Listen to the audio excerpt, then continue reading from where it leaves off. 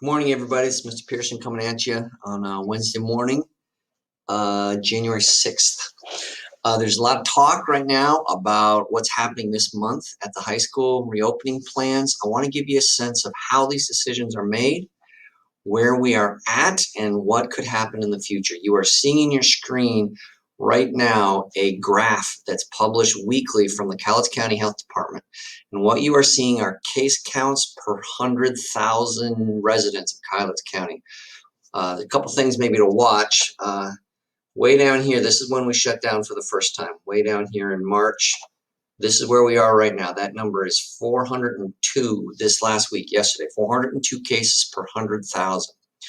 Why that's relevant is because all marks of all decisions of how and when schools are going to go back to in-person or hybrid or not are based primarily on counts per 100,000. You will see some color bands here, red, yellow, green. This red line now sits at 350 cases per 100,000. This is based on Governor Inslee's new guidance that was published just before Christmas. That number, that yellow line, used to be way lower. It used to be way down at 75. That number has been updated based on our evolving understanding of how COVID is transmitted, and now it is at 350. When these case counts stabilize below 350, the discussion about our high school going back to hybrid begins seriously. We are close. 402 is not that far above 350. And so what that tells you is that it's possible. The discussion is getting close. I wanted to show you something else. This is actually off the governor's website. This is a screenshot off the governor's website. Why this is important, and this is a little blurry, so I'll just tell you what it says. Our magic number, high school's magic number, and it says, there it says, I can't quite see it there, is 200 cases per 100,000. That's the magic line. Now you can see it.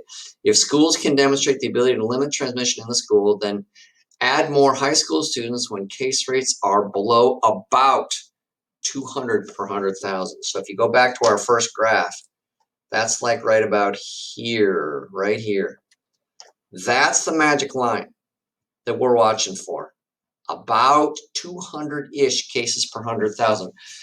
We're not there yet, but there's some chance it can happen. And the reason we're talking so optimistically about January, maybe February, more like February, is that these numbers, these lines are so different than they were before. It provides us a lot more latitude. Who ultimately decides? How are these decisions made? Well, ultimately, it's a school board and Superintendent Green's ultimate decision.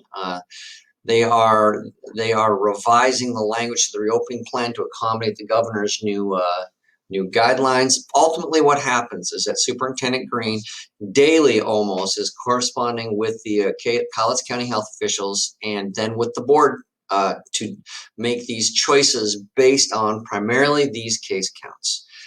We are close to the line that we need to be. We are close to the yellow line of 350. We are perhaps trending toward the 200 number that we need to see. There's reason to hope that we could be talking hybrid at semester time, February 1, although to be realistic, I think we're talking closer to middle of February.